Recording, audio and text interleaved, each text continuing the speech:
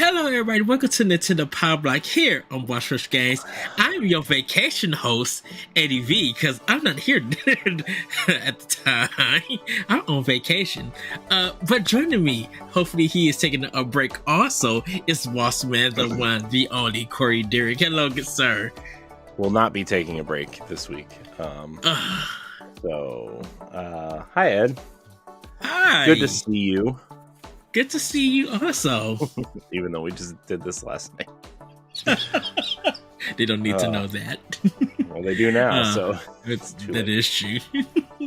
Yes, everybody, we are finally doing our top 25 Switch games. We have been meaning to do this, and since not allegedly, but hypothetically, Nintendo Switch is kind of coming to the end of their lifespan, and maybe there is a next gen system in the works. We decided to talk about 25 games, and we each have our own list. So it'll be like about 50 to 60 games because we got some honorable mentions that are on Nintendo Switch, and some of them are on other platforms, but a lot of these games we played on Nintendo Switch. And I gotta say, Corey, out of all the Nintendo systems that I had, I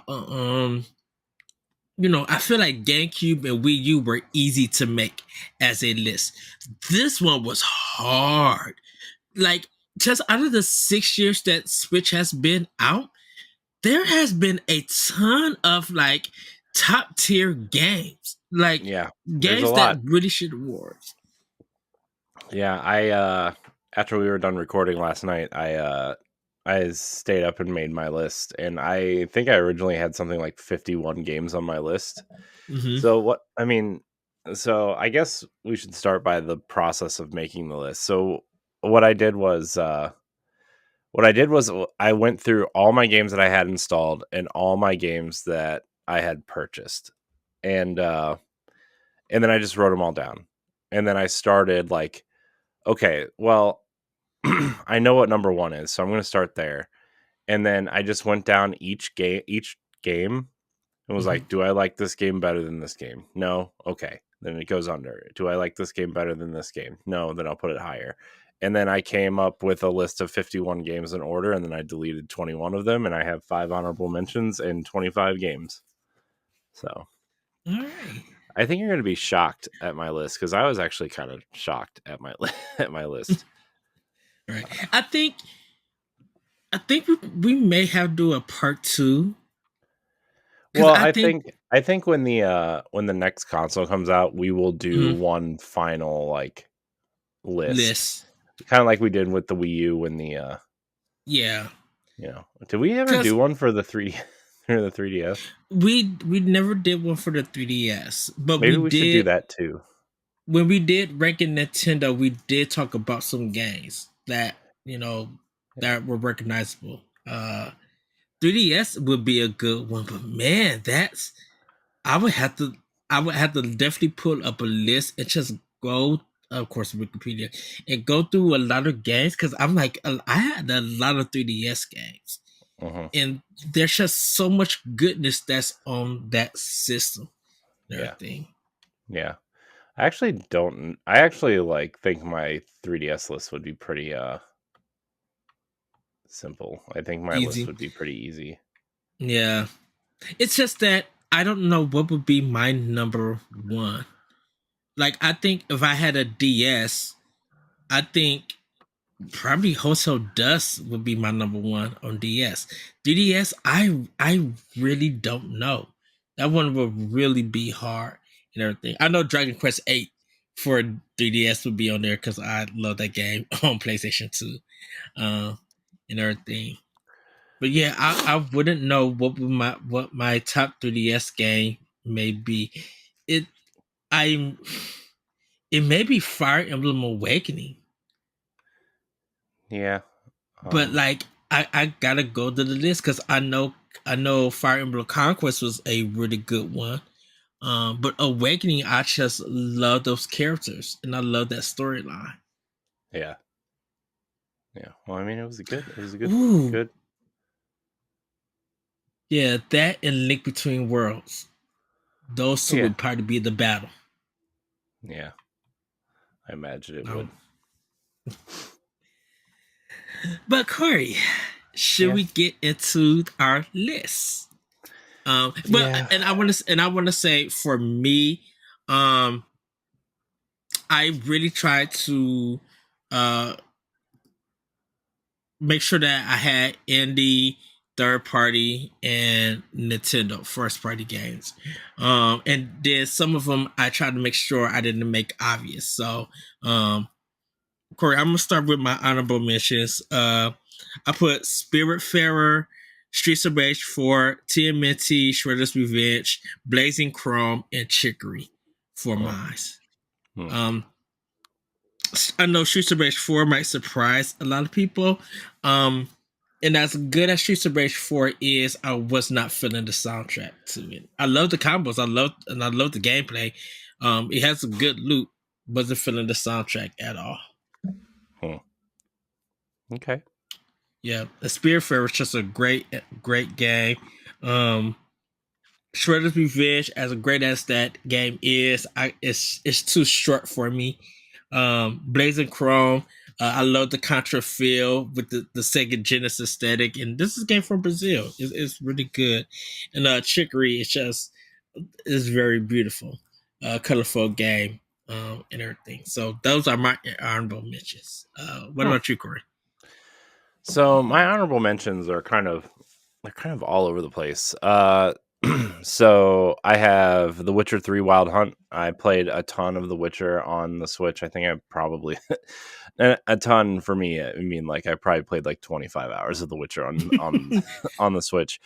Uh, it's a More really than we good. played on the console, I on mean, the other yeah, consoles. yeah. I really enjoyed my time with The Witcher. I still like kind of want to go back to it. And there's cross save now between all platforms, so Oh, I nice. might play it on Xbox because like I guess CD Projekt has like their own kind of account system now, and you can link all your Yeah, accounts to that one account, and then your cloud save can transfer over. So I know it was originally PC at first and Switch, but now I think it's everything. oh, Um, that's cool. yeah, so I really enjoyed that experience. Really good port. Um, obviously not the best way to play it, which I have a bunch of games on my list that are that, but uh, The Witcher was great. Teenage Mutant Ninja Turtles: Shredder's Revenge. I think uh, I really wish this game was higher on my list because I really love the combat and I love the art style. I think it's awesome. I think Ninja Turtles is Hmm. really hitting a massive resurgence right now between this game and the movie, obviously, and they just announced a sequel and a TV show to go along with the movie.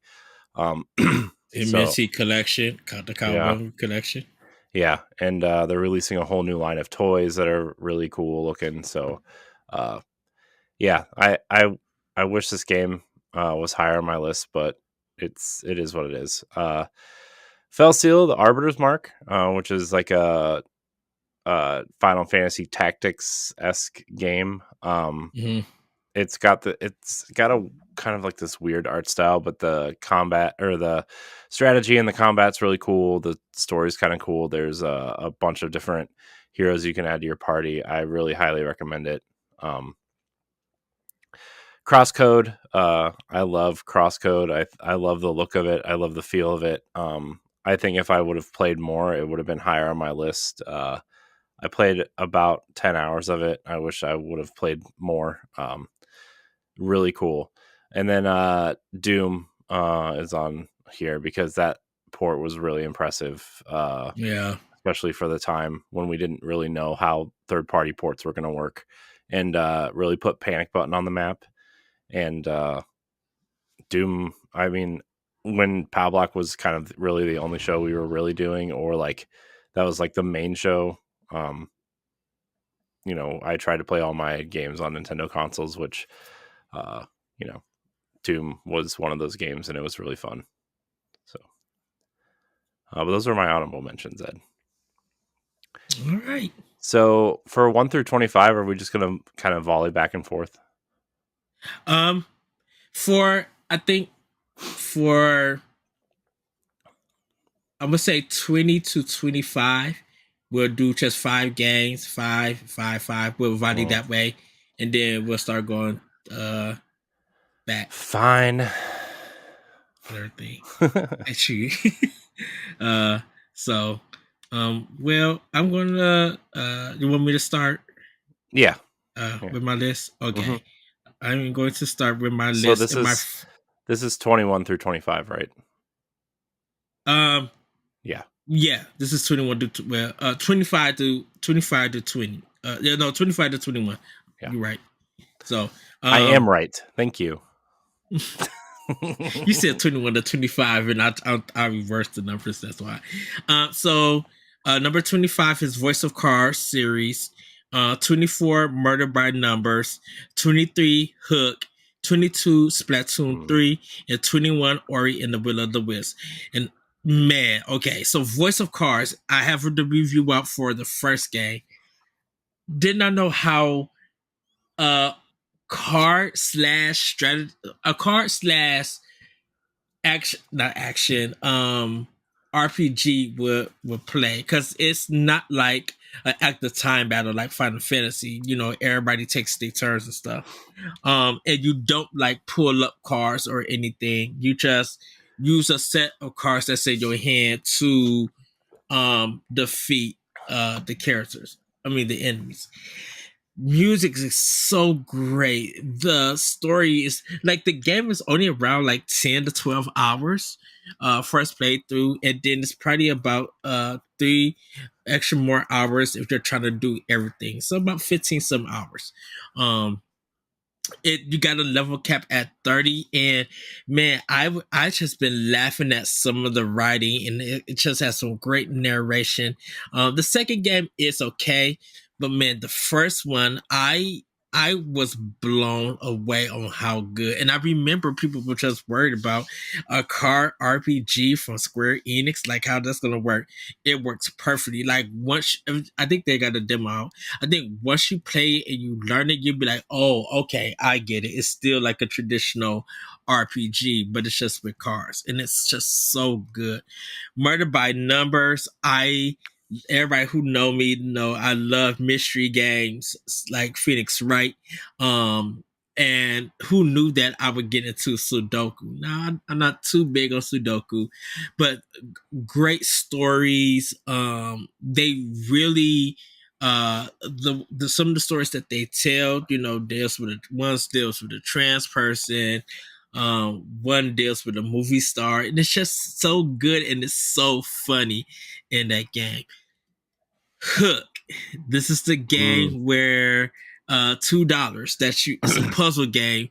Me and Corey literally was texting each other, be like, dude, I just played about 4 hours of Hook, and I like got through 8 stages. Oh my gosh, dude, that game was amazing. Dude, remember when we It's discovered that game and that's all we talked about for like 3 weeks? I think everybody was yes. mad because we weren't talking about anything else. But it's so good, and I haven't beaten it or anything, but it is like, if you're on a road trip or something, you just need a little puzzle game. It's not too hard at the beginning. It gets difficult because you got to release certain hooks, and I think like and kind of like in thinking what I'm and I cannot think of it. I want to say takes, but it's not takes or anything. Chances and everything. And you kind of start learning the puzzle to be like, okay. And once you start piecing it and figuring out where things go, you be like, oh man, okay. You feel good solving it. So Hook is definitely one. Splatoon 3, love the online, love how colorful it is. Great soundtrack. I love playing with Grayson. The reason that it is low, I haven't played enough of it and everything, but I really think it deserves. I mean, it got great sales. It deserves the praise and love that it got. Like I said, it's a beautiful game. I really love the artwork, and I love the music in the game also. Ori and the Will of the Wisp, and of course, I got this game on Series X when it came out, but I had to get the collection when it came to Switch. It is a beautiful game, and it's way better than Ori and the Blind Forest. Mm. I didn't expect this game to be that addictive. It's still challenging and everything, but it's just so good and heart like kind of still heart wrenching at times. It's just man, it's such a great game. So those that 25 to 21. Hmm. Corey, what about you? Well, Ed, my game number 25 is Luigi's Mansion 3.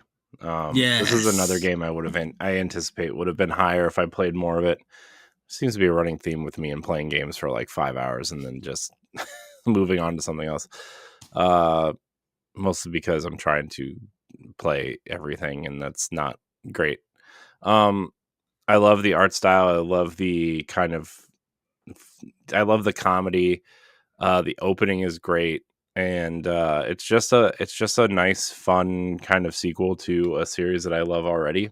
So, Hmm. um, number 24 is Box Boy plus Box Girl. Um, Yes. anybody who's been listening to Pow Block for a long time knows that I'm obsessed with the Box Boy and the Box Boy games on 3DS. Which if you have, well, I guess the eShop's closed now. Never mind. Sorry, guys. uh, but you should definitely get Box Boy plus Box Girl. It's just this little simple block puzzle game, and you have to solve the puzzles with your blocks. And the less blocks you use, the higher score you get, and you want to aim for like 3 stars on every course. Hmm. Uh, and then there's secrets that you can find in every level too, like crowns, and and then you can dress up your box people, and it's really fun. It's really cute that way. Um, Highly recommended. I think there's like, I don't remember how many levels are in this one, but it's $20, worth every penny. Number 23 is Astral Chain. Um, Oh, I nice. really I really like the kind of setup and the interesting mechanics of the game. It really it really got a hold of me a little bit after it came out, and I really like what I played of it. Um, so it's obviously Platinum Games. It was a nice diversion from something like Bayonetta. Obviously, like Hmm. I hope they go back to it. I know they kind of said they made this one planning as a trilogy at some point, but I mean, we'll see. Dude, Platinum is that was such a crazy year. We got hit with Fire Emblem Three Houses in July, Astral mhm, Chain in August, and then Link's Awakening in September. I think yeah, all three of those games came out. Nintendo was crazy in 2019 for that. yeah. So that was great. I loved it, and so yeah, if you haven't played it yet, I recommend you find a copy and you know play it. Number 22, Snipper Clips, arguably the the best launch game not called Zelda. If you play it with multiple people, basically the whole thing is you're trying to solve puzzles with your friends, and you kind of have to cut your friends into different shapes, Hmm. using your shapes to solve these puzzles, and you can do some real like damage to people.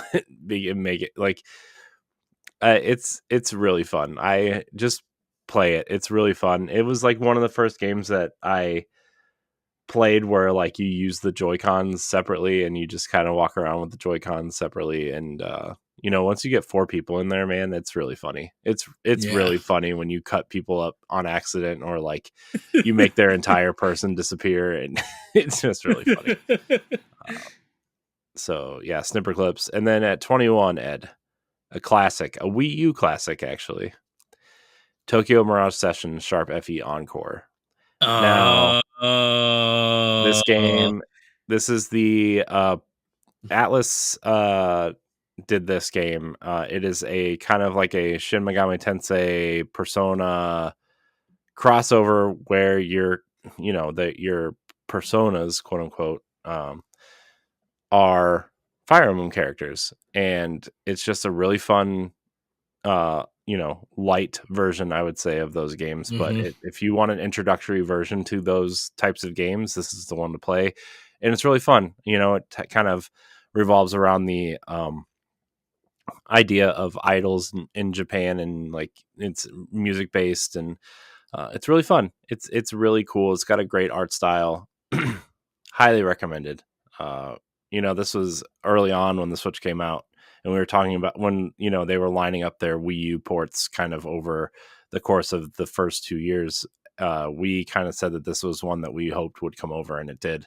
So Yeah, I was super excited when they announced it during the direct. I'm like, yeah, yeah, I have a chance to get this game. So yeah, I own it on Wii U.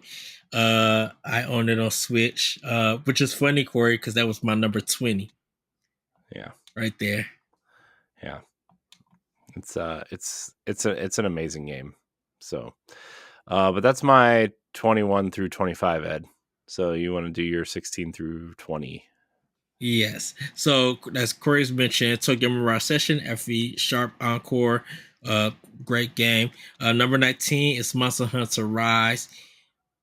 No, this is not because of Laurent or anything. I love this game. I put so many hours in just taking down these monsters, and playing with different people. It's so good with it. Like I even got pictures on my Switch that I shared on Twitter, and just like taking these monsters down. And still to this very day, even with the DLC, this game is so good.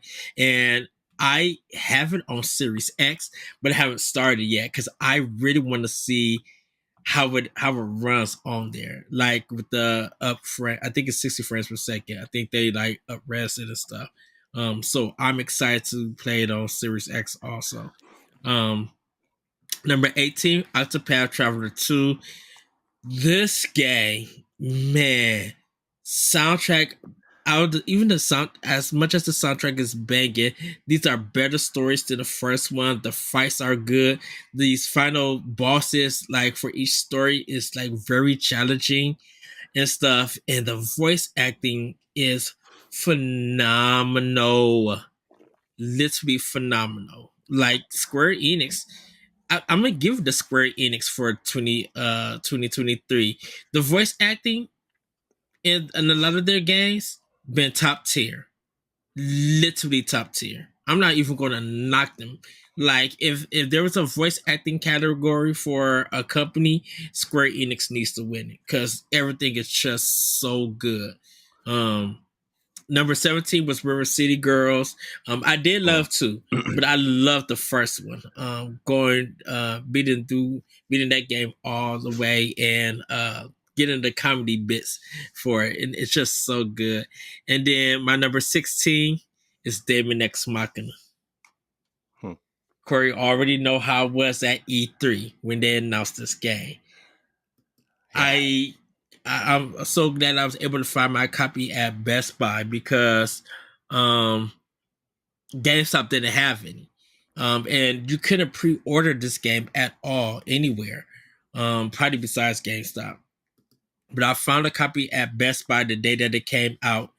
And I quickly brought it in. Just like the customization, the fights, these graphics, the coloring and everything, even in the cutscenes, it's just so good. And I know it's not popular among a lot of people, but man, I'm so excited for Daemon X Machina 2 also. Um, but man, this game looks when it came out, it was so good. It looked so good. I enjoyed the demo. And I just love like I've never been into mech games, but I do like Gundam and stuff. And this one just felt just so good and just so challenging. Like I think this game to me personally was the um re like the comeback for mech games. You know, we got Armored Core 6 coming and stuff, and I feel like Daemon X Machina was the beginning that people were getting back into mech games. Hmm. So those are my Tokyo Mirage Session FE, Monster Hunter Rise, Octopath Traveler 2, River City Girls, and Daemon X Machina. Nice. Nice. Um. All right. I guess it's my turn, huh? Um. Mm. let's see. Number 20, Ed, is Wolfenstein 2: The New Colossus. Yes, I did play this Yeah. all the way through on Switch. Uh, it's a great port. It's that game is incredible. If you have an Xbox and have Game Pass, if you have a PlayStation and PlayStation Plus, if you haven't played it yet, or I think the QuakeCon sale is going on for the next couple weeks. So, uh, Yeah. although I don't know if it's still going to be going on by the time this airs, but if it is, and you only have a Switch, this game is really cool. I also think like I know people want to play it in like ultra high def, 120 frames a second, that kind of thing, right? But like Mm. I think the Switch, because this takes place in the 1960s, right? The whole premise of this new Wolfenstein series is that the Nazis won World War II and have taken over the world, right? And you are part of this rebel group trying to, start a rebellion against the Nazis. And so uh, this one, I think, it taking place in the 60s, this low res kind of like grainy kind of slow moving version of this game adds a little bit of character to it. Now I'm not saying this is how I'm going to play all my shooters, and I really don't. If I played Wolfenstein 2 again, I would probably play it on my Series X, right? But like Hmm. this version is cool in that kind of lo-fi kind of look to it really gives it a lot of interesting characteristics. So Wolfenstein 2, a great game. um, number 19 is Valkyria Chronicles 4. I Nice. I really love this game. Really great strategy RPG that kind of takes the form of like a third person shooter almost in a lot of ways. It's turn based. If you played Codename Steam on the 3DS, it's kind of like that, but like way better. um, but really highly recommended. I can't recommend this game enough. The first game is also on Switch. 2 and 3 are not, but the way I understand it is like 2 and 3 kind of go together, and then 1 and 4 kind of run parallel to each other. So like Uh-huh. 1 and 4 are kind of telling different stories in the same time period. Uh, Also, this game is also an alternate history game set during World War II, which is really interesting. But it's definitely very anime. You get to the base for the first time, and like you pet your dog. The dog is one of the best parts of the game. But there's definitely some, let's say, features on the ladies in this game. So just if So you character choices. if you have a So significant other, maybe play this in handheld mode by yourself somewhere. Sometimes, not all the time. Sometimes. there's some character art choices made at Sega. Yeah, there are. Yeah. Number 18, Ed. A game that I wish was higher on the list because I love the first one and I actually love the second one, but the controls are backwards, and so it kind of made the experience worse for me. But N plus plus, um, Yeah. I love this game so much, and the Switch's controls are backwards, and where like the jump button is on the A button instead of the B button, and I Mm. would like the jump button to be on the B button. And I know you can swap your controls around for specific types of games and stuff, but I don't know. It just kind of like it. The control scheme on Xbox and PlayStation are much better. But you can switch it, and the Joy Cons also kind of ruin the experience for me because it doesn't have like a proper D pad, and playing with the joysticks is weird.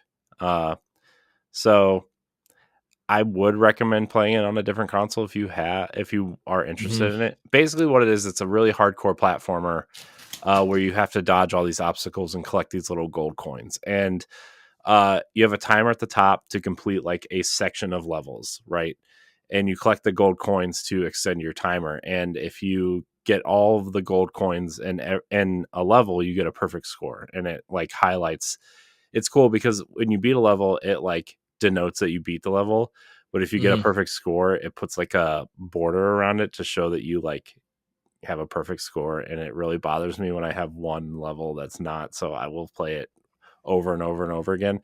Uh, Man, I know when it got announced, and it became available. Like we both quickly downloaded that mug. yeah.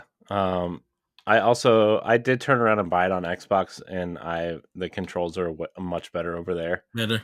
Yeah.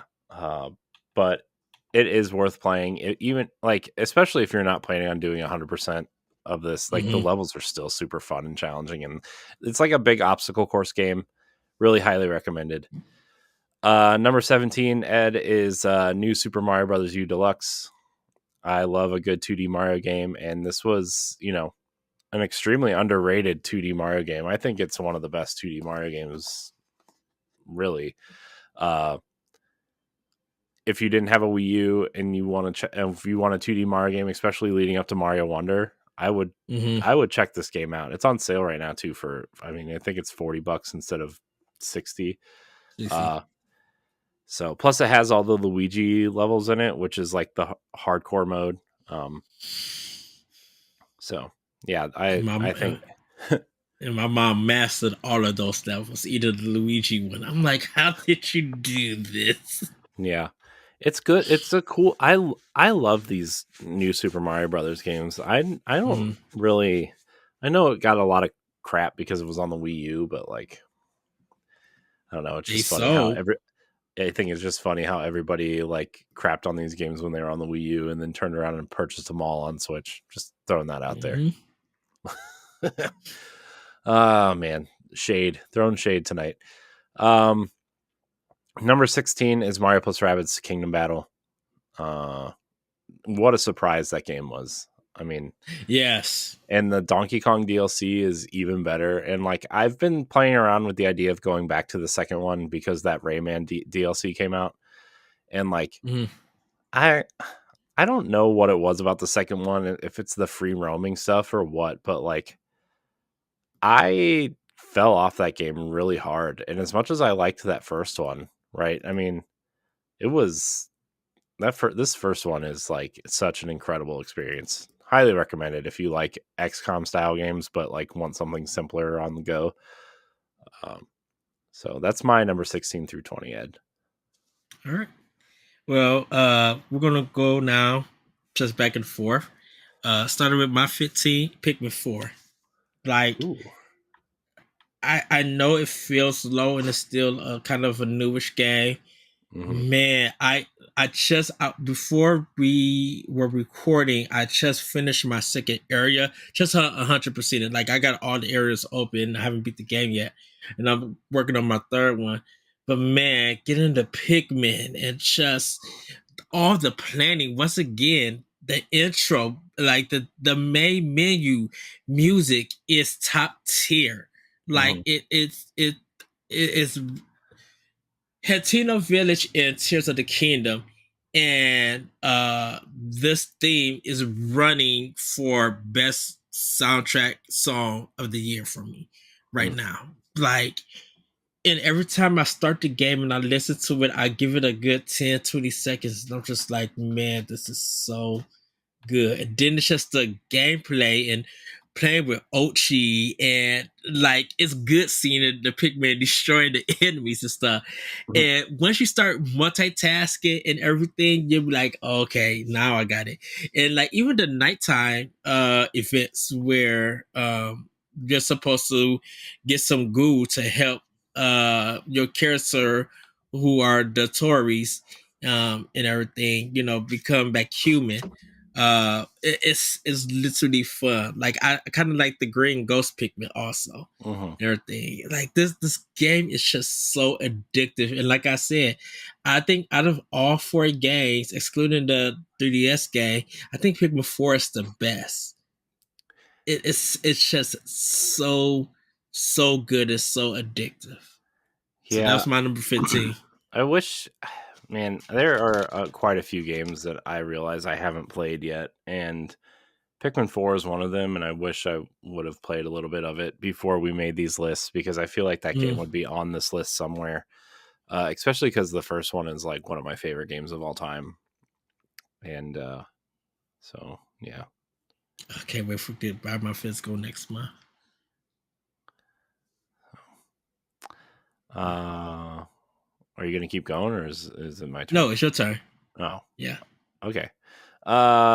So my number 15 is Super Meat Boy. It first came out on Xbox 360, and I didn't really want to try it. And when the Switch came out, and it ended up coming out to Switch, I ended up really loving it a lot. And so, yeah, I mean, it's basically it's these little like bite-sized levels of the levels are only like 5 to 15 seconds if you do them right, and like Mm. you have to like collect the band-aids and the collectibles. And uh the thing that it makes it really cool is that it when you finish a level and you die, like it shows every single death in your replay, and like it's really fun and really funny. Highly recommended. It's only $15. It's a great game. And then there was the instant runner that came out, Super Meat Boy Forever, which was okay. But Super Meat Boy is top tier platforming. Highly recommended. Yes. Well, my number 14 is Tetris Effect. Ooh. I'm not going to even deny it. Of course, everybody know I love Tetris. I go back to the music. The music is banging, and definitely when you get close to almost about to finishing the level, and everything kicks in, and it's so I don't know how Miyazaki did this. Hopefully I'm saying it right. But like I love that how he works with music in games. This is the person who helped make Special 5 and Res and Luminous Mhm. for those. And just I love when he do the tribal stuff because he'll turn it into a dance or to some house music, and it's just like the vocal stuff, and your Tetris is going down, and you just see like hands moving or something going on in the background. A lot is happening in just listening. And I feel like whatever platform you play on, you need headphones. You need to hear the music in this game. And of course, as a Tetris fan, to me it's basic Tetris and everything with a little bit added features and stuff. But it's the music that you jump to, and then when you get close, like I said, while you are building to get to ending the level, the music is also building, and it's just I need to see if I could find a physical copy of the soundtrack because it's that good. So number 14 is Tetris Effect for me. Nice. Number 14 for me is Metroid Dread. Ooh.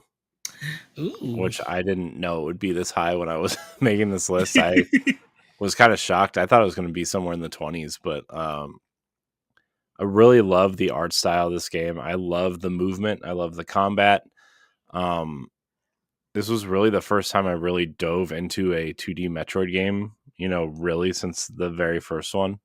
Well, I guess Zero Mission, but you know what I mean? It's same thing. But there's just something about the way this game plays that just, even though I get lost and get really frustrated, just moving around the world and the combat and finding interesting things is really fun. And I really think that this game, even if you're not a Metroid fan, I think this game is really kind of worth checking out. Really, it's really cool. Yes. I don't really know how much more I can say. I mean, we've talked a lot about this game over the years, so I can't believe this game's been out for almost 2 years already. 3 years. And I can't believe it didn't win Game of the Year. Just yeah. Well, my number 13, Corey, is Super Mario 3D World plus Bowser Fury. Everybody know how I feel about Mario 3D World, so I won't have to even get into that because I love everything about that game. Bowser Fury is so much fun, and I think it's going to be I know we talked about it, Corey, that it may become its own game in the future, like at the Odyssey, but it may be just another add-on for their next game also. Like I really enjoyed Bowser Fury and everything. And I'm so glad a lot of people got to play Super Mario 3D World for the first time who didn't own a Wii U. And you know, understand that yeah, the game is appealing for children, but if you're trying to 100% this game, it's going to kick your tail as an adult, as a player. Because that stuff is hard. There's a lot of stuff in that game that they really pushes your platforming skills and everything. Now, I beat the game, wasn't trying to 100% it. I just wanted to go through the levels, and if I feel like I need to go back and 100% it, I will.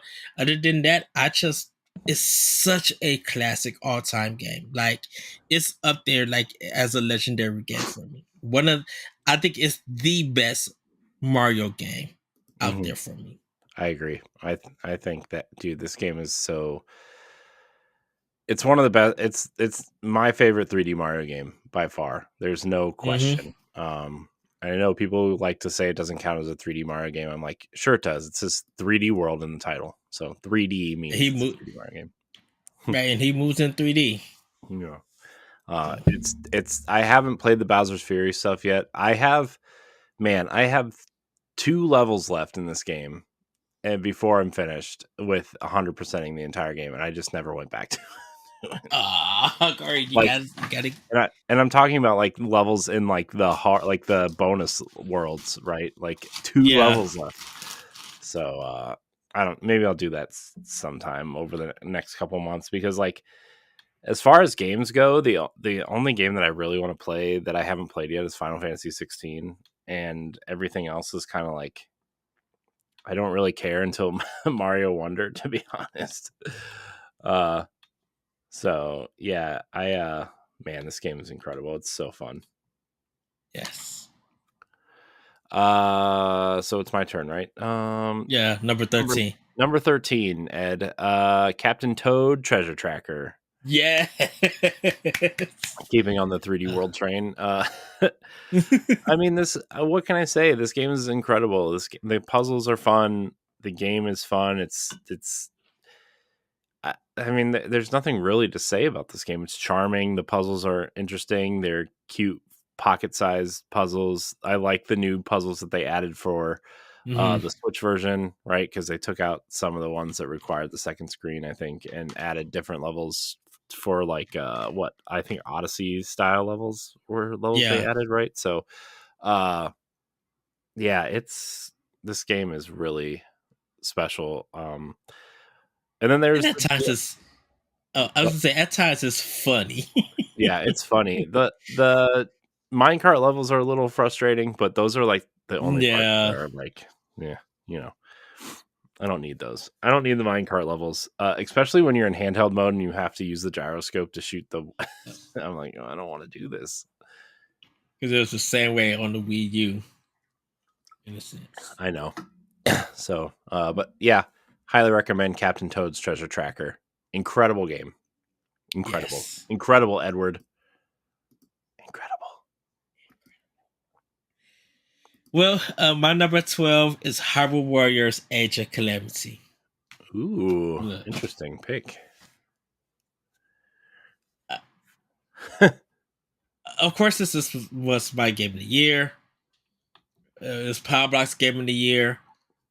I invested so much time into this game. I love the story. I love the combat, the music, and there's just like so much still to do in this game. And I understand, how this is kind of, if you look at it in the terms of what Nintendo was doing, this is the actual first game before Breath of the Wild, and then Breath and then Tears and everything. So if you're thinking of the three games, it's Age, Breath, and Tears in a Mhm. sense. And man, I love the characters. I love beating the king and all the different champions, and of course, like I love that fast action feeling, and I love the fact that there is no time limit in this game. That was one of the. That's the thing about the Warriors game is that they got a time limit, and there's just sometimes you can't multi manage stuff because you got to keep switching, and sometimes it doesn't work that way and Yeah. everything. But I like I said, I got a picture of me with my red Mountain Dew, my pizza. This game, like the red was the thing, and because I had that Friday off when it came out, and Yeah. I was super hyped about this game, and it did not let me down. I was playing it day by day, and just to see everybody's reaction, kind of almost felt like the first Hyrule Warriors. Everybody was just like, "What Nintendo and Koei Tecmo?" Like people were clowning it and talking about the butt rock music and everything. Music was once again still good, and then people played it, and it was the Weekend game, not Age of Calamity, the first one when it came on Wii U. And man, that just let me believe that they got a hit on their hands. So to see Age of Calamity, I'm like, oh yeah, it's a day one purchase, and I'm so glad that I own it. It is so much fun and everything. Yeah. Because that's what I think. That's one thing about the Zelda games, the 3D ones. It's just like when you get into combat and it feels good, man, it's one of the best parts of a Zelda game. Yeah. Yeah, I agree. Age of Calamity, man, that was kind of a surprise, I think, when it came out, and like a lot of people were really excited for like a lot of the new characters they introduced, which I think Hmm. some of them even made it over to Tears of the Kingdom. So And it was supposed to go against Cyberpunk in yeah, November before yeah, Cyberpunk got delayed. yeah. Well, Cyberpunk got delayed until 2023 for all intents and purposes. For platform, yeah, Oh man, but for just the latest platforms, I should say. yeah. I enjoyed Cyberpunk for what it was at the time. I played it when it came out on my Series X, and it was fine. It was the Xbox One version though on the Series X because the optimized versions weren't out yet. So Yeah, I don't know if I should pop it in and update it to the Series X version. I know yeah, I some thought people about said going. that they okay. I was gonna say I thought about playing it again because I think Phantom Liberty looks interesting and cool, but Hmm. I don't really want to. I'm gonna be honest Yeah, with I you. pretty much just want because I don't know if they fixed a lot of the bugs and stuff with some of the side missions. I'm Supposedly they like, did, but we'll see. we'll see. Yeah. All right, Ed. Number 12 is gonna surprise you, I think. And I played a lot of this game. I played a lot of this game on Xbox first, and then I played a ton of it on Switch because it felt like the perfect Switch game. And I was right. Tony Hawk's Pro Skater 1 and 2. Nice. I don't really know what to say about Tony Hawk 1 and 2. Like, I think a lot of people that are my age that, Tony Hawk's Pro Skater was such a phenomenon. This game was such a phenomenon, and it spawned like a Hmm. ton of other kind of extreme sports games at the time, like Dave Mirra's Pro BMX, and I think there was a surfing game, and there was an inline skating game that kind of ripped us off, and ATV Off Road Fury for PS2. Remember that? Like, Yeah. I mean, Tony Hawk was such an icon and like really made skateboarding something that everybody wanted to do at the time. I think was it the second game that was like one of the biggest in the Hmm. series? Yeah, dude, I Yeah. remember. I remember saving up all summer for Tony Hawk's Pro Skater for Nintendo 64, and that cartridge was $90 uh, for Nintendo 64. And then when I got my Dreamcast, I got Tony Hawk's Pro Skater 2 for Dreamcast, and it was like 40, and I was like, oh man, this was like way cheaper. Man, Dreamcast, man, what a Dreamcast. I Uh, swear, if Sega just says Dreamcast for NSO, if I don't see an uptick in expansion pass subscriptions, I don't know what Nintendo's doing wrong. um, so yeah, I don't really know what else to say about Tony Hawk's Pro Skater. Vicarious Visions did an amazing job I remaking these games, and I really hope, like with the Microsoft acquisition, that they like mm, kind of reform that team a little bit and bring 3 and 4 forward. um, because this game is really cool and really important, I think. I know I need to buy it. I read it in EGM. I've seen a lot of people talk about it, but I never personally played it or owned it. Yeah. So Great game, though. yeah. I'm surprised it was All that right. high, but man, this game's so incredible, man. It's yeah. Number 11 for me then it's gonna be Graceful Explosion Machine. Oh man, I'm Um, surprised that's not higher for you, dude. You talked about that oh, game for like there's 2 years. You still bring it up yes. once in a while. I still bring it once in a while because, dude, once I'll just be like, well, I'm just gonna dabble in it 4 hours later. I'm like, what the heck did I just do? Because it's a simple arcade game, but I think it's that just getting that high score, and to me, it's the thrill of surviving in that game, and just like the combos and just the way that it feels. And not just like I think it's Art Pop that made it. Um, it's oh goodness, it's just so addictive, and I just love it. Like for people who were addicted to Geometry Wars on 360 when Xbox Live dropped, Live Arcade dropped when that first came Mhm. out. That's the same feeling I got with Graceful Explosion Machine. Like it's top tier. Like it's still a top tier indie game for me. Yeah, I So mean that's my number 11. it was cool, man. Like when it came out, that was part of that first like wave of indie games, right? So, Yeah. it was like that and like World of Goo and Binding of Isaac. Um, what was the Oh, other one? Vertex Pop. It was the name of it. Yeah, man, that was a cool game. That was one of the first indie games. Snake Pass, I think, was in that kind of grouping. Mr. Shifty. Hmm. That whole first wave of indie games was really interesting for Switch. And I think that's when, you know, indies were important to Nintendo because of Wii U, and then when they hit Switch, people were getting them.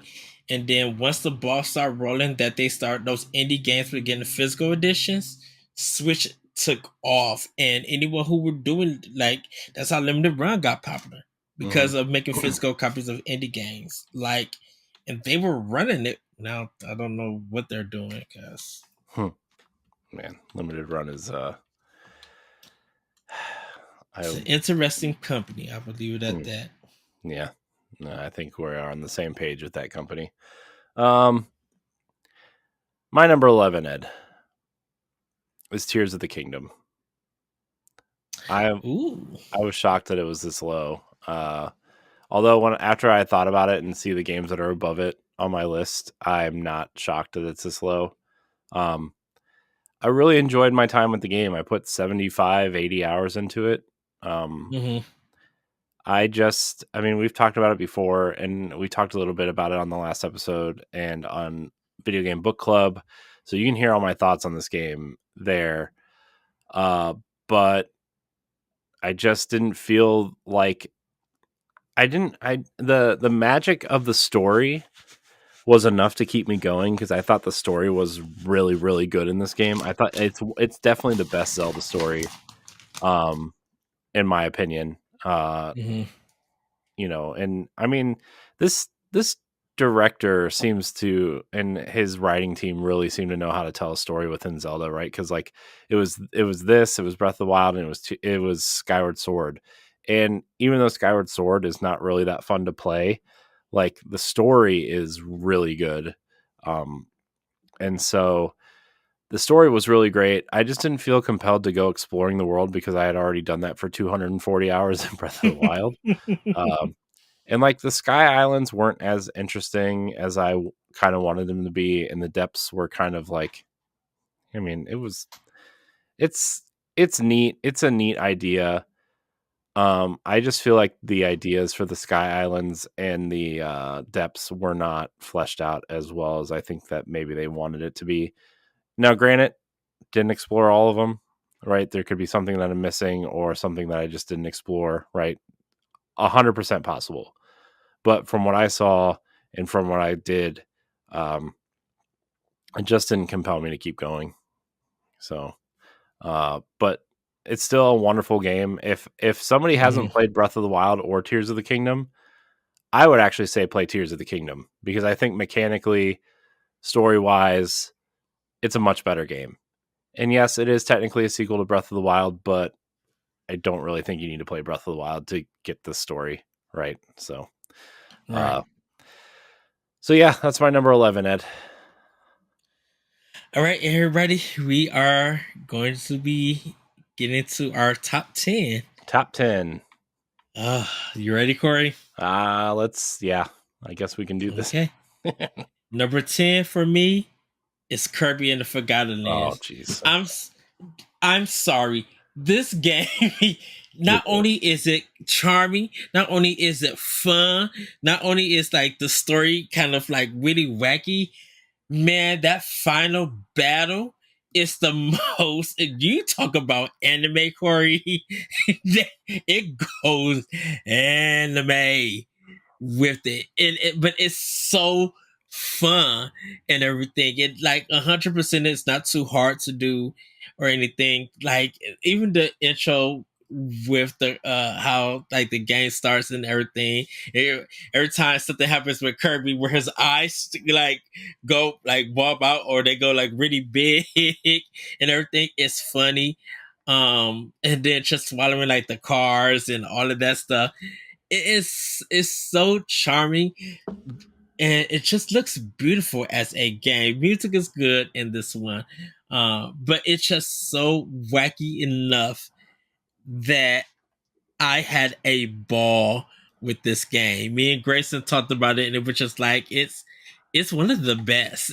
Like it's one of the best Kirby games I have ever played. I love Rainbow Curse.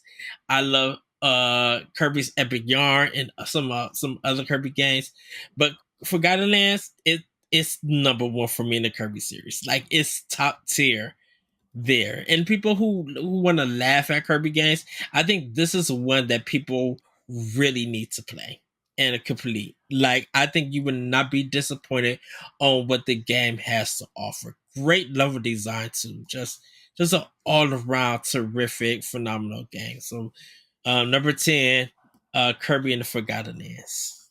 Nice. So number 10 for me is Nier Automata. Um, really enjoyed Ooh. what I played on Switch. I love the world. I love the um I love the characters and kind of the story that they're telling. A game that I really want to get back to. I really think the combat is interesting. Um, and yeah, I mean, when they brought it to Switch, it was a really, really great port. Yeah. A lot of even someone like Digital Foundry said that this is a pretty flawless port, and it's awesome. I highly recommend it, and I wonder if we're gonna get that other one, the first one, Uh, the the remaster replicant, of the first one. Yeah, I think. Yeah. but yeah, I really like it. Highly recommended. Near Automata. I don't really have a lot more to say about it, but really recommended. Oh, the Two. amusement park, the abandoned amusement park in that game is like really creepy and like fun. That boss fight though is yikes. But like I said, son, someone that treasure moved to platinum games because some of them, just the way that game starts feels like a treasure game with the shoot 'em up parts. I'm like, this is insane, but I'm all for it. Um, well, number 9, and I know this seems slow, everybody, but Fire Emblem Three Houses is number 9 for me. Um, I love this game, love the characters. I gotta put some more time into it.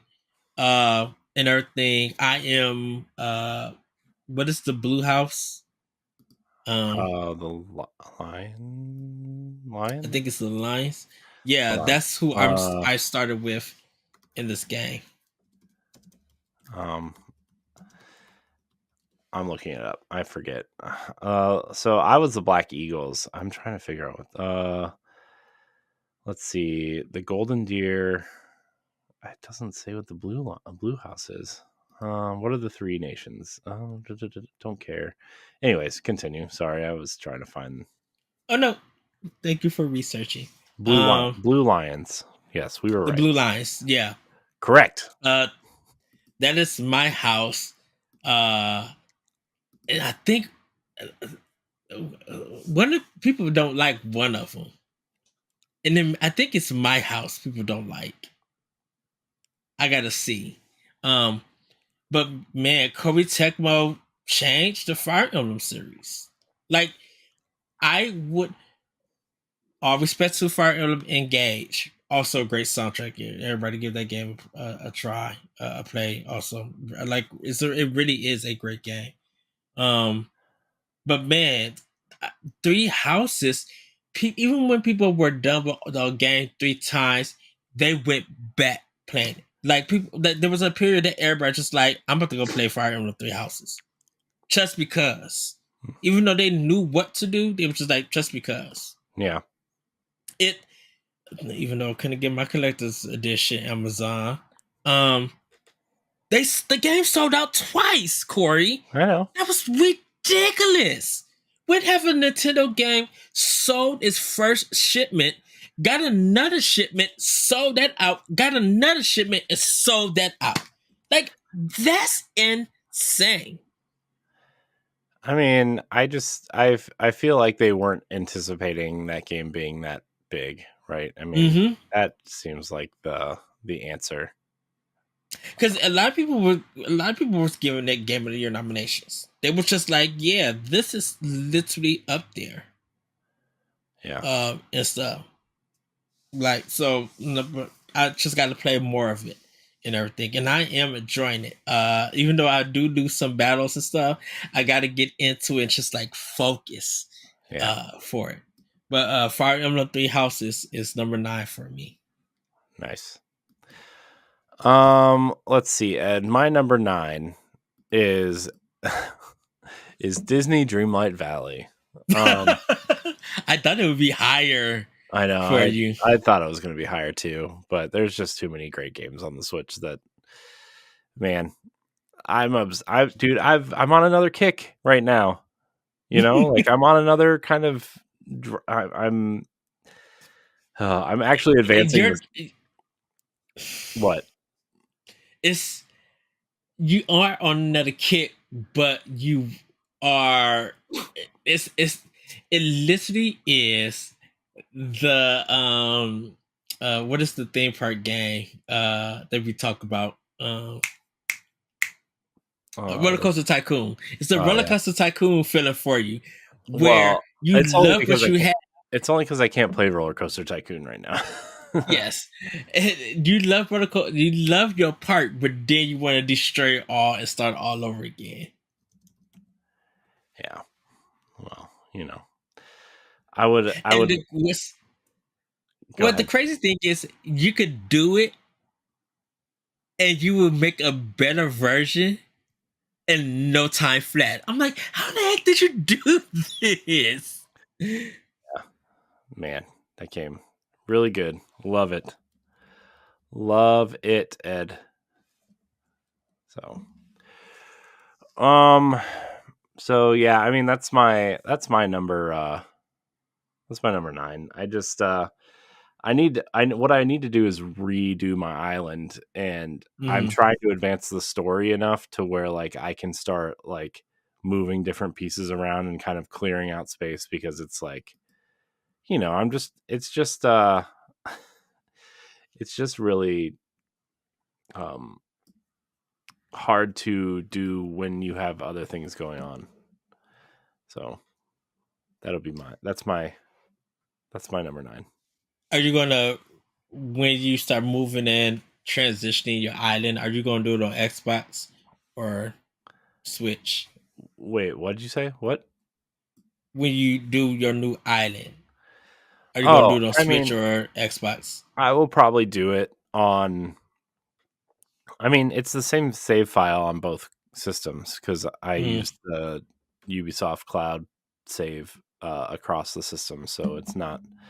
Gameloft, I guess. I think Gameloft's owned by Ubisoft though, so Uh, so I will probably do it on Xbox just because moving your island around on that tiny screen is not ideal. Mm-hmm. And the Switch chugs when you start moving stuff around like that. Uh, And sometimes it freezes, and the Switch version does not run very well.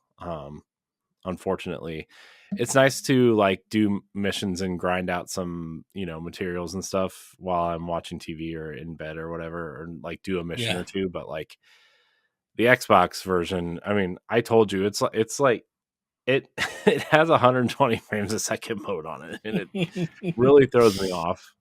Um, but yeah, I will do it on Xbox. But I need like a big chunk of time to just like really set everything up because it's Yeah, yeah. it's a big one. Yeah. Okay. Well, my number 8, Corey, is Death's Door. Hmm. This game, It's an I incredible game. did. It's incredible, and I should have listened to people. I mean, I was, happy people were enjoying it on Xbox. So I didn't expect it to come to Switch or anything, and I was kind of waiting to sale for Xbox and everything, and it came to Switch. I'm like, okay, I got to get it because it's on Switch. Sat down and started playing that game, give it like dedicating a lot of time, laughing at the cutscenes. The Out of the 3 bosses that you have to, instead of the prologue boss, out of the 3 bosses, I think it's this frog boss that you fight. The way they introduced them, I took a screenshot so I could read everything that they said. It is the most hilarious thing, but the gameplay is so addictive and it's so good. It's a great Zelda game, and that's why it's way better than Tunic. I'm sorry, everybody, but Death's Door is just way better than Tunic. Yeah, I Man, think I it seems go like ahead. the people who played Tunic and didn't play Death's Door really like Tunic, but also like Mm. it really seems like it seems like the people who played Death's Door before Tunic have a hard time going back to Tunic because it's so, you know, um kind of slow and kind of It's hard to kind of get, you know what I mean? Like sorry, it's slow and I'm just no, I'm I kind of understand. tired, but It's slow and the hit detection is terrible in it. Like the range, like it's so bad when it comes to it. And yeah, yeah. Death Door is just so fast, and the range, and definitely when you get like the big sword and you can swing more, it is a little bit powerful. You really feel like you have evolved in that game, that you have become stronger. That's why I feel like that's more of a Zelda S game than Tunic and everything. Hmm. So but yeah, number 8, Death Door for me. Nice. My number 8 is Fire Emblem Three Houses. I know we kind of talked about it already. I went with the Mm. Black Eagles, which I know a lot of people think is like the Nazi house, but it's not true. It's not true. Uh, but also, we talked a lot about it already, but I do want to give a shout out to Fire Emblem Warriors Three Hopes because Yeah. um, even though Oh it's gosh. even though it's kind of like a pseudo sequel slash parallel story, they did Mm. introduce one of the coolest Fire Emblem characters ever that we Yes. will probably never see again, unfortunately. In Shez, like Shez is one of the best Fire Emblem characters they've ever She, created. she's iconic. Like she's legend. Like she's top tier. Like I Yeah, I'm I put her up there with like Lucina and yes. like Marth. Like I put her up there in like the coolest Fire Emblem characters, and it's just sad that we're not going to see her really again. Probably And the voice acting for her. Oh man. she's so sassy. Ah. She's sassy, but she's sassy, but that's what I love about her. It gives her character. And like when she goes into like battle, like you feel her strength and her power. So yeah, like I'm not even denying it. Even though Three Hopes isn't on my list. Like I think if we did like if we ever get to our 25 top first party Nintendo games, oh, that game is on the list. Mm-hmm. That game is on the list. She's amazing. Yeah. Yep. So Fire Emblem Three Houses is my number 8. Okay. My number 7, Just Shapes and Beats. The soundtrack, I was wondering where that was going to boss. fall. Soundtracks, boss, backgrounds, even though the story is kind of here and there. The Shovel Knight music is like bomb bigoted. It's straight a banger. I don't need to say no more about it. If you are a house head like me and you love dance, Just Shapes and Beats is not only a phenomenal soundtrack, the gameplay is really good and challenging. And I recommend anyone who is into it to have this. Like, it's so good. So, yeah, no, that's my number 7. Just Shapes and Beats. I can't say no more about it. Nice. My number 7 is a game that I don't really need to say a lot about because I've talked about it for probably almost 10 years at this point. Shovel Knight Treasure Trove is my number 7. It's an incredible package. The entire Mm-hmm. package is incredible. Spectre Knight's campaign, especially, is probably one of the best platformers I've ever played. Period. Just the movement and the way you can use the scythe is like, to move about the world, and just how like dark the story is and how Spectre Knight became Spectre Knight is just I love. And obviously the original campaign is great too. And the Mm-hmm. King Knight campaign is pretty good. The only campaign I didn't really care for was the Plague Knight campaign, but even I feel like using the bombs to move around was kind of like a weird choice, but maybe I just need to go back and try it out again. But overall, man, plus they have that Smash Brothers mode in it, pretty much the Shovel Knight Showdown mode, which is basically Yeah. you get to pick, Shovel Knight characters and battle it out. So that's my number 7, Ed. Oh, and great Amiibo collection when it came Oh out for yeah. Switch. Oh yeah, man. I had to get all of those. I still need the Okay. gold Shovel Knight, but I don't know. I don't really know if I need the gold one, but the other ones are great. Number 6 for me is Hades. Um, of course, Corey doesn't like roguelike games. Mm-mm. I'm not going to deny that. Beautiful artwork. Supergiant did a fantastic job. Um, I think this got Game of the Year. Hades did. Yeah. Oh Well yeah. deserved. Like it like everybody well, not everybody. A lot of people who had a Switch were playing this game. Even though it was in early access on PC on Epic Games. Once it hit Switch, because did not know it was coming to Switch until they showed it on that Nintendo Direct. And it was just like, wait, what? The full game? Because it was just like, it was in early access on PC and they were getting the full game until the Switch version was dropping. And then it dropped on Xbox, and that cover on that green box is Mm-hmm. so good. And like people double dipped on Hades on Xbox. I know Yeah. we talk a lot about Xbox here on Nintendo Power Block, but you got to give it to the Switch version that got everybody into this game and make it Super Giant like very, I'm going to say rich just off of this game and stuff. Yeah, so Hades is number 6 for me.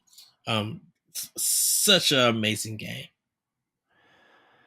Yeah, I mean, I know people love it. I don't know. I bought it. Maybe I should just go play it at some point. What number are we on? 6. Mm-hmm. Super Mario 3D World and Bowser's Fury is my number 6. We talked about this already earlier in the show, but it's the best 3D Mario game. I love it so much, and like they adjusted a lot of the movement for this release, and it just feels so much better. I think they Yeah, probably it does feel better on it's Switch. it's faster. It's definitely faster. It definitely Mm. feels more like Odyssey in a lot of ways. Not identical, but in a lot of ways. And I think that was intentional. Um, In the movement, yes, I can see that. yeah. I only played as Mario though, unless I mean, there's a couple stages where like to get the green star, you have to use a different character. So I use a different character to get those, but I only use Mario. Come on. It's called Super Mario 3D World, not Super Mario. It's not Super Toad 3D World. Look, So, Princess Peach was my girl because she was saving my tail so many jumps and yeah, everything. It's that dang old Super Mario Brothers too. That is why. yeah, yeah. So that's mine. I think. Go ahead. Oh, Sorry. go ahead.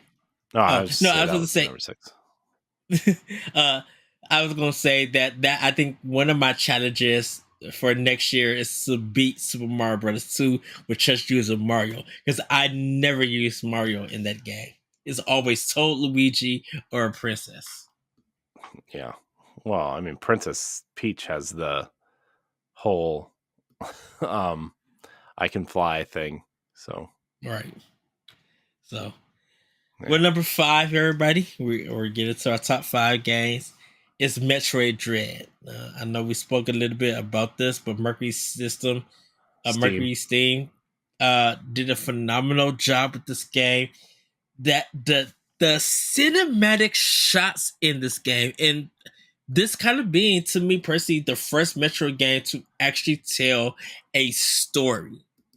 Because in a lot of Metro games you don't really get a story, but I'm like, hearing Samus talk in a language, meeting people from her tribe, and everything, and what she was created for, and just all of this stuff, and the Emmys, and it was so good. That Craig fight, still to this very day, one of the most best, just a beautiful look and a great fight with that and everything.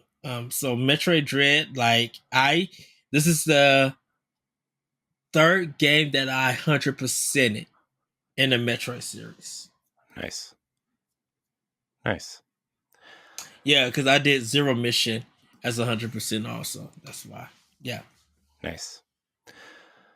Um so my number 5 is Death's Door. I fell in love with this game while I was on, a little bit before vacation and while I was on vacation last year. Um, what an incredible game. Mm-hmm. I I don't I mean we talked about it already when you were kind of talking about it, but man, just an incredible experience. I love the art style. I love the combat, especially once you start leveling up and getting your stuff, Yeah. you know.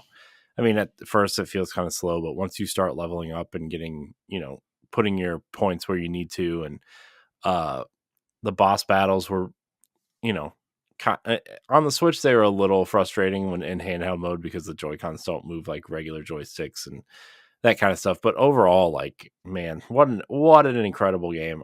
I mean, that game has had the same effect that Breath of the Wild has had on me, where like I think about that Yeah. game constantly to the point where like I re-downloaded it on Xbox because I was thinking about playing it again, and might want to get the achievements for it.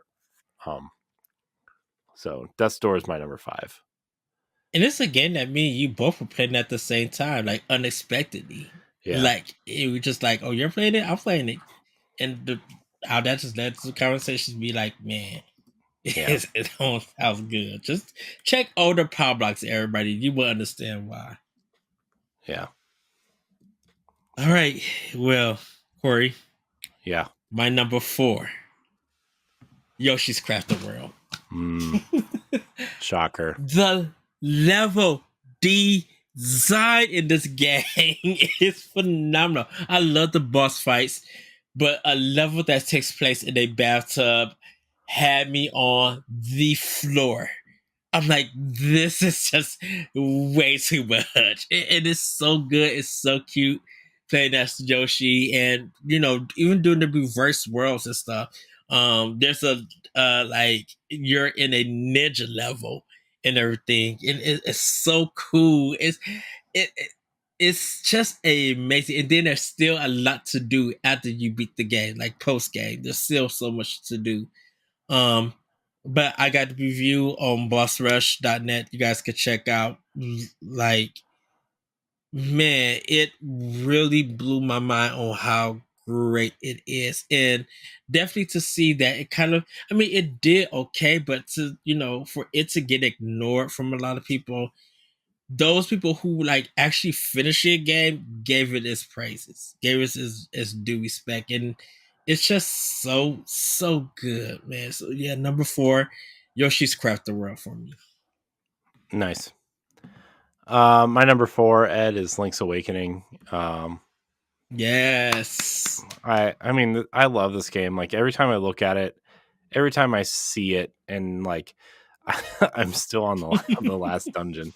I'll finish it someday. But yeah, man, this game is incredible. I wish they would remake more Zelda games in this kind of style. Maybe not this exact style, but they did such a great job remaking this game, and while staying faithful to the original game, but changing some things and some quality of life things made it a little bit better. I still think the trading quest is really stupid. But everything else is like, the dungeons are fun, the puzzles are fun, very 90s, and I just love it. I love this game so much. I've been watching the other people's reactions when the game was announced, and I think we did a direct recap on this one, and I even watched that, and it's just like, man, even seeing Brian Altano on how happy he got at IGN that this game got announced. Like, it threw everybody for a loop, because who knew that Nintendo would go into the like remaking a classic game like that. Yeah. So good. It's so good, and like, just like it just feels like a really great, it's a great remake, and Yes. I hope whatever they remake next, it's I don't know. I hope they take as much care, which I think they will. I think they really care about Zelda, right? I mean, it's not like a series like Kirby where they just throw trash out every 3 weeks. And no, I'm just kidding. I just like to give Kirby a hard time. I hope whatever they remake next, they take as much care that they did with this. I actually was thinking about that. I actually really hope. My original thought was that I hope it's the Oracle games, but I actually hope it's Minish Cap. In like a real full Wind Waker style top down. But who does Nintendo? Well, I mean, yes, Nintendo's property, but that'd be interesting. Grezzo doing it instead of Capcom. Yeah, I mean, it's a remake. You don't need Capcom to do it. Plus, they're busy being awesome somewhere else. So, but that's my number 4.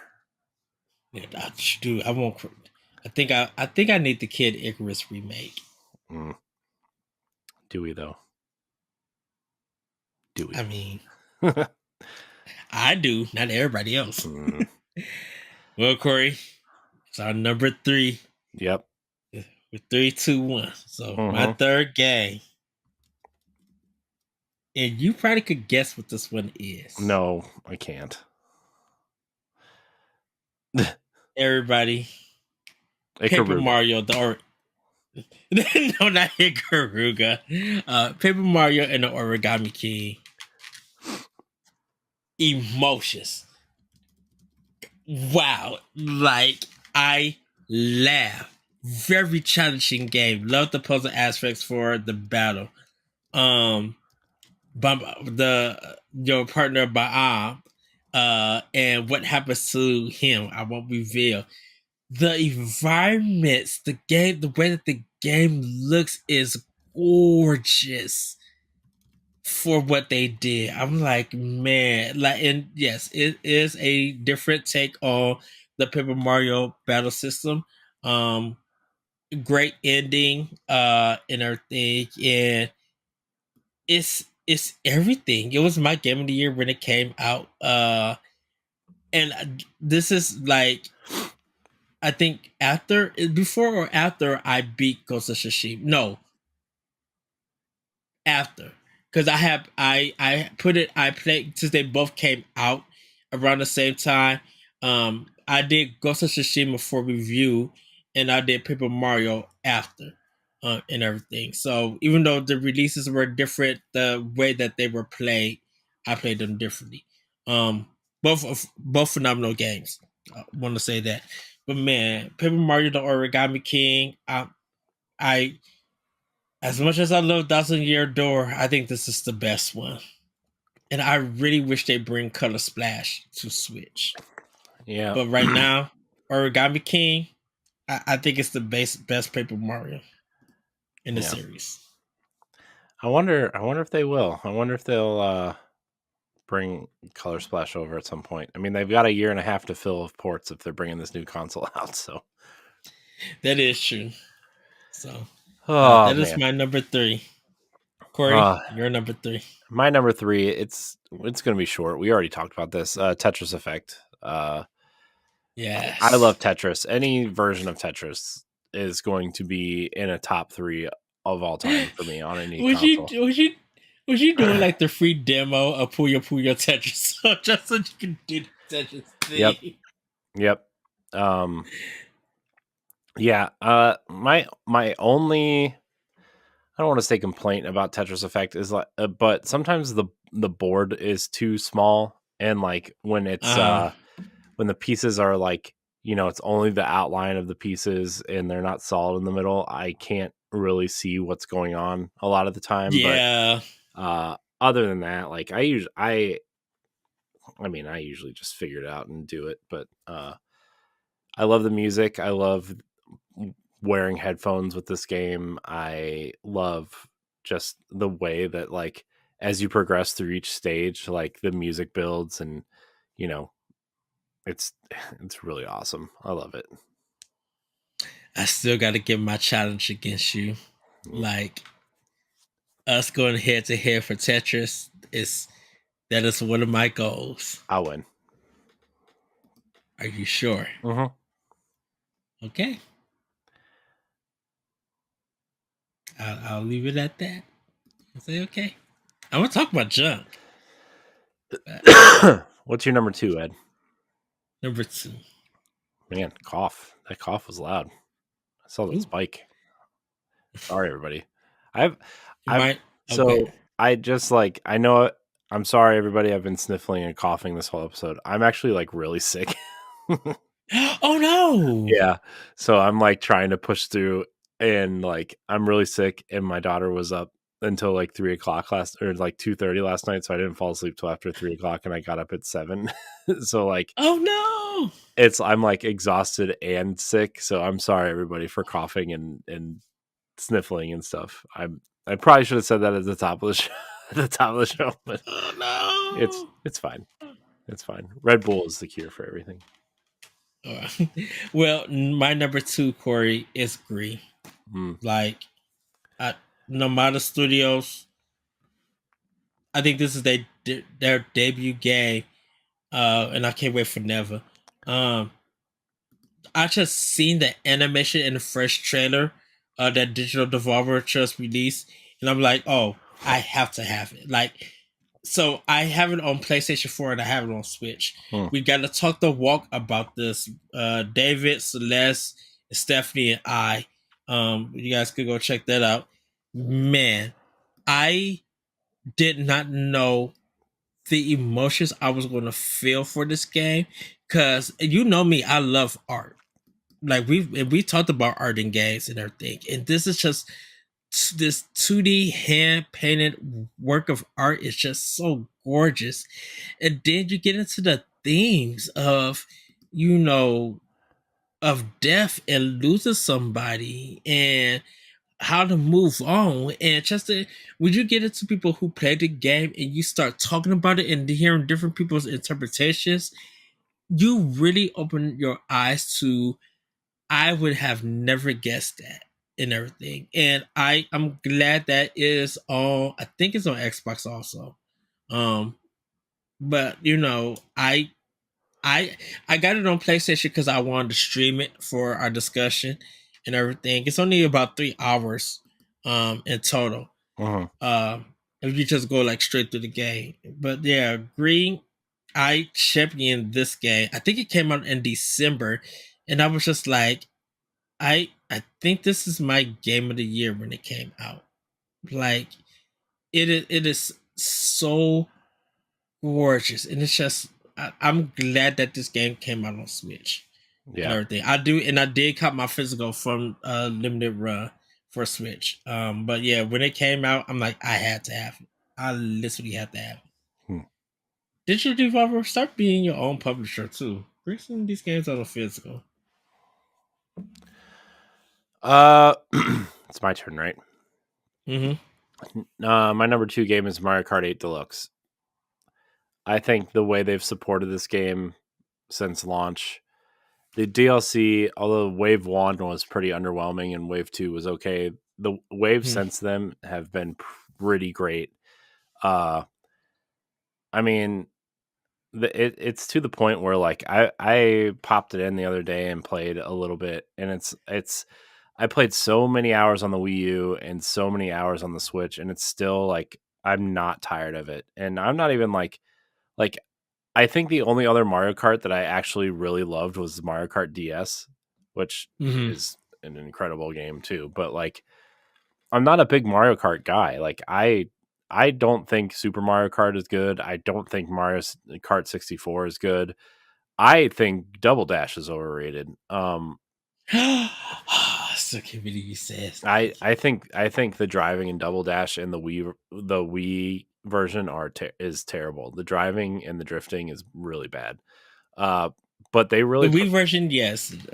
You know what? they really perfected it with Mario Kart 8, and Mario Kart 8 Deluxe is just it's top tier kart racing. And I know people want Mm-hmm. to argue that like Crash Team Racing is, better than Mario Kart 8. I think I The only game that's I the only game that would give Mario Kart a run for this money is that Sega Sonic Transformation racing game. see, I mean, I liked that one, but I, I don't even think like I don't even I think would that say get one of. I think I said get one of them a run for this money. yeah, I Like the mean, I series. think I think that game's better than most Mario Karts, but I mean, I think Diddy Kong Racing is like, you know, Mm-hmm. the better racing game on N64. Crash Team Racing, like the new one is actually pretty good. It's really hard, which I think kind of makes me feel like Mario Kart 8 is better for me. Um I haven't played enough Crash Team Racing to tell you which one's ultimately better, right? Because I just don't really care ultimately about Crash at all. So I'm not gonna go seek it out. Although I own it and I kind of do want to play it on Xbox just to like see how it feels. But aside from that, like the courses are unique. The designs of the courses are awesome. Adding characters was cool. Like they added the Splatoon characters, which was fun. The Animal Crossing characters, Link. They're still adding characters from other games, right? Like they added Birdo and Petey Piranha, yeah. Mm-hmm.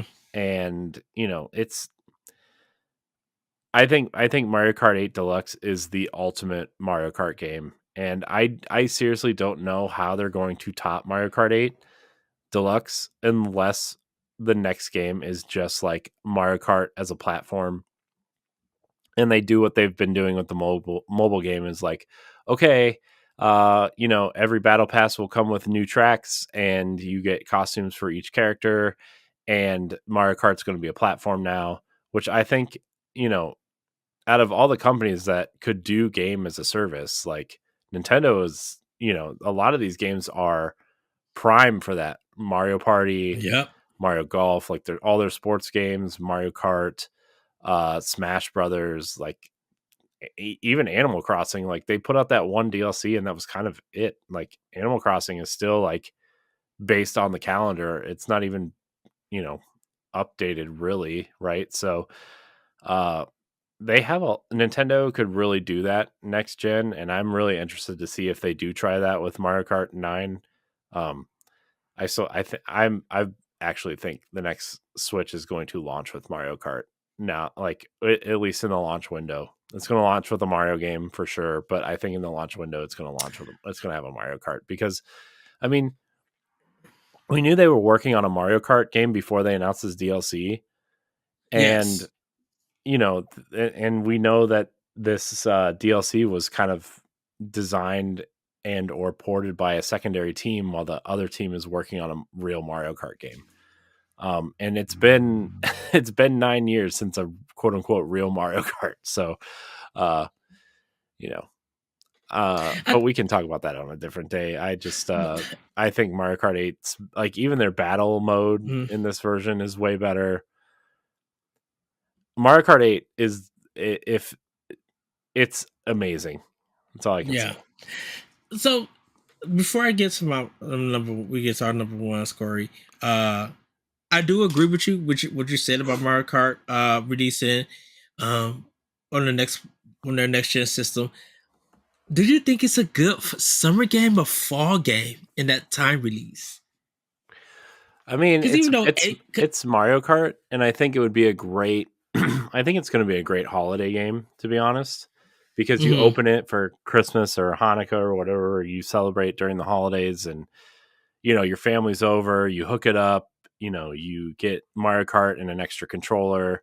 Maybe your Switch controllers work with this new console, hopefully, and like you just link it all up and be like, yeah, let's play some Mario Kart. This is awesome, and I think that's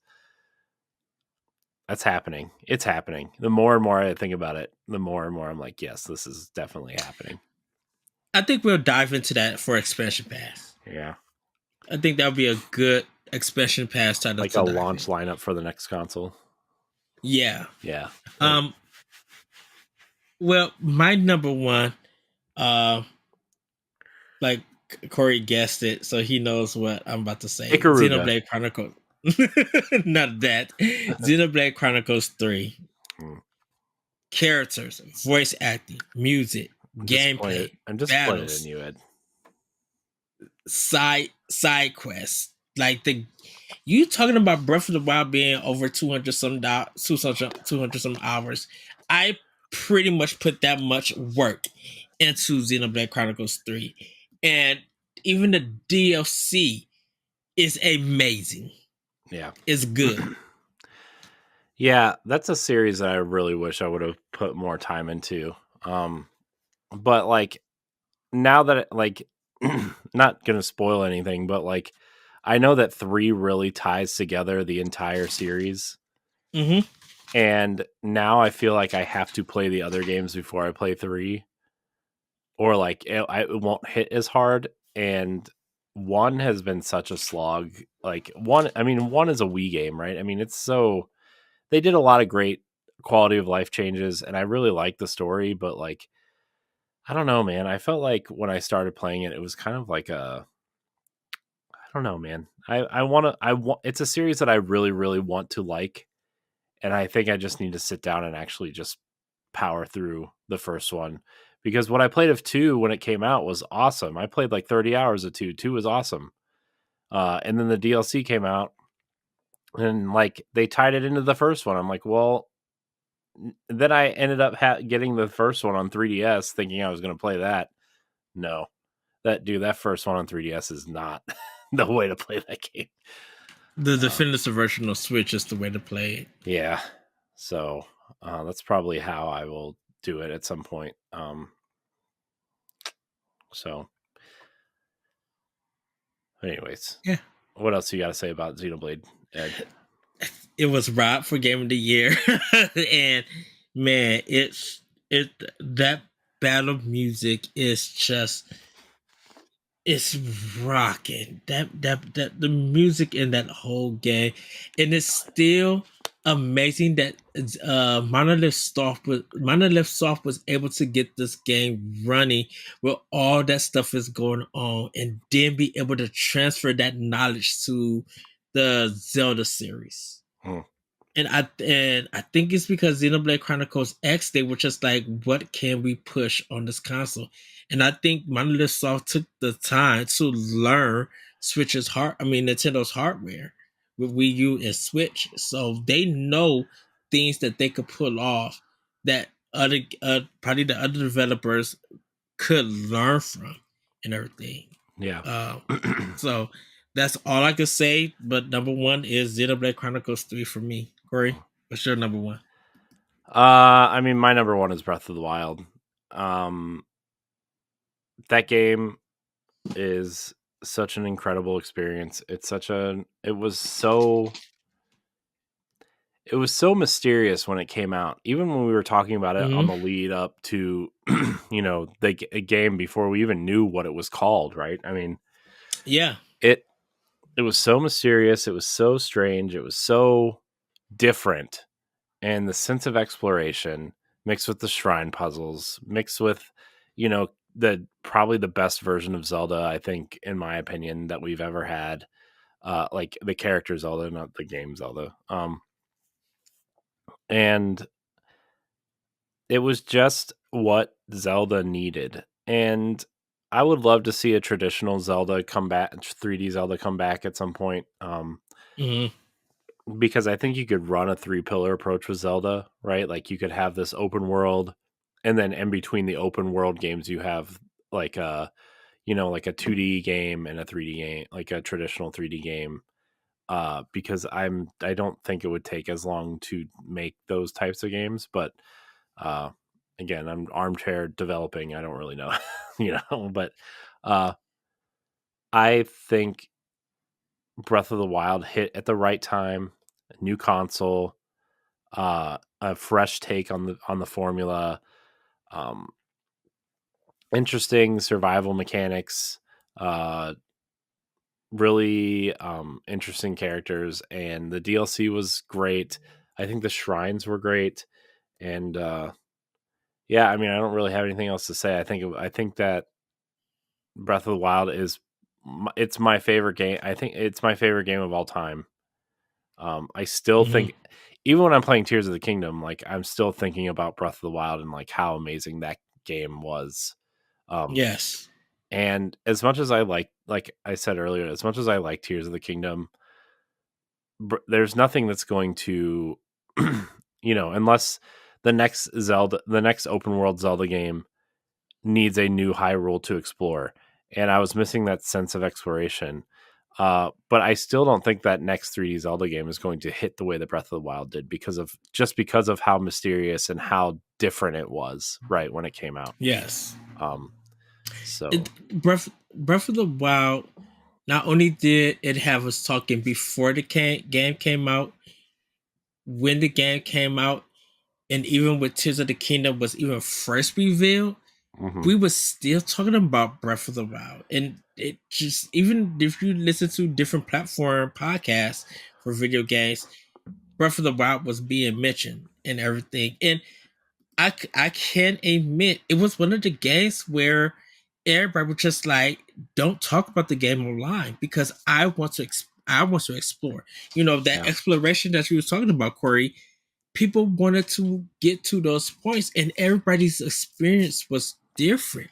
yeah, It was hard to even talk about that game because you didn't want to break anything, but there were just some things that you had to speak in. Like you can't. Breath of the Wild and Tears of the Kingdom and the Legend of Zelda series are two games that got perfect tens for one platform.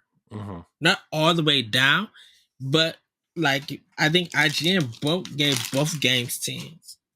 I think Nintendo Life gave both games tens. Like you don't. That's very rare to see that. yeah, yeah. It's it's a special game. It, I mean, I also think it like maybe holds a little bit more special place in my heart too, Mm, because like even though it wasn't the first thing we were talking about, it was like the first major thing we were talking about when we started podcasting together. And yeah. I think Breath of the Wild really built Pow Block in a way, and I think that game is always going to be special that way too. Yeah. So, yeah, that's why it's my number one. Say. Well, my rundown then is Xenoblade Chronicles 3, Gris, Paper Mario, The Origami King, Yoshi's Crafted World, Metroid Dread, Hades, Just Shapes and Beats, Death's Door, Fire Emblem Three Houses, Kirby and the Forgotten Land, Graceful Explosion Machine, Hyrule Warriors Age of Calamity, Super Mario 3D World plus Bowser Fury, Tetris Effect, Pikmin 4, Demon X Machina, River City Girls, Octopath Travelers 2, Monster Hunter Rise, Tokyo Mirage Session FE Sharp Encore, Ori and the Will of the Wisp, Splatoon 3, Hook, Murder by Numbers, and Voice of Cards, the Voice of Cards series, with my honorable mentions being Spiritfarer, Streets of Rage 4, TMNT, Shredder's Revenge, Blazing Chrome, and Chicory. My rundown, Breath of the Wild, Mario Kart 8, Tetris Effect, Link's Awakening, Death's Door, Super Mario 3D World, Shovel Knight, Treasure Trove, Fire Emblem Three Houses, Disney Dreamlight Valley, Nier Automata, Tears of the Kingdom, Tony Hawk's Pro Skater 1 and 2, Captain Toad Treasure Tracker, Metroid Dread, Super Meat Boy, Mario plus Rabbids Kingdom Battle, New Super Mario Bros. U Deluxe, N++, Valkyria Chronicles 4, Wolfenstein 2, The New Colossus, Tokyo Mirage Sessions, Snipper Clips, Astral Chain, Box Boy plus Box Girl, and Luigi's Mansion. My honorable mentions are Doom, Crosscode, Fellseal, The Arbiter's Mark, Teenage Mutant Ninja Turtles Shredder's Revenge, and The Witcher 3 Wild Hunt Complete Edition. Yes. So everybody, that is just some of the best games on Switch. Our personal 25 games. Of course, like I said, there is more. And the games that we didn't talk about or put it in our list doesn't mean that we don't like them or anything. It's just that there's just so much greatness out of 6+ years on Switch to choose from first, third, and indie. But thank you, Corey, for running that list down with me. Everybody, have a great week. Have a great weekend. By time you guys see the next episode, I will be back fully at Boss Rush. So have a great week. Have a great weekend. And we'll see you next time on Nintendo Pow Block. Bye, everybody. Woohoo! Bye.